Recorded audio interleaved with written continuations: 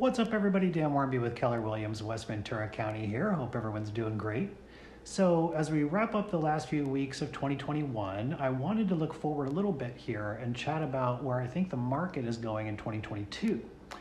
Obviously, we had a red hot year this year, but I hear a lot of people talking about a bubble or waiting for prices to decline before they jump in the market.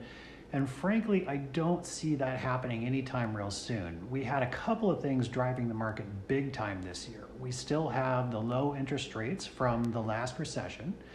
The pandemic, having a lot of employees work remotely, spurred people looking in less densely populated areas. And we're still starting to see actually a big increase in the wave of millennial home buyers jumping into the market for the first time. All of this really added up to a huge year for home equity growth. 19.9% over a 12-month period is actually an all-time record. So is the market overheated? Is it a bubble?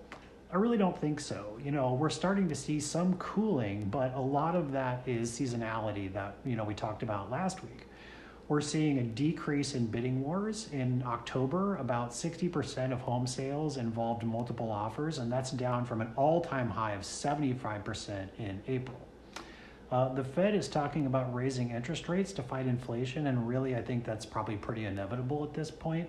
But 2022 is looking interesting. As with anything in economics, there's really not a consensus with all of the different models everyone is using. Zillow and Goldman Sachs are pretty bullish on the market. Zillow is forecasting a 13.6% increase in prices, and Goldman Sachs is coming in at 16%. They see, and I really think that they're right here, that the shortage of supply is the main issue. We just haven't built enough homes to meet demand for over 10 years, and supply chain issues and material costs look like they aren't going anywhere anytime soon, so that's not likely to change.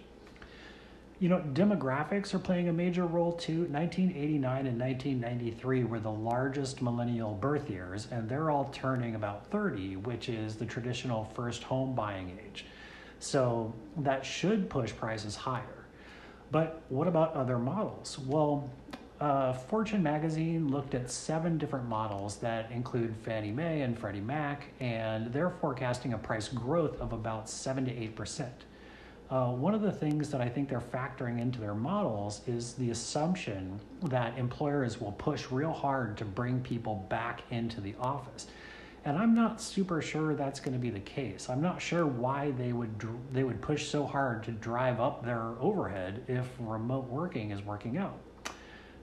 The most bearish model I've seen is the Mortgage Bankers Association, and that's predicting a 2.5% decrease in prices between Q4 2021 and Q4 2022.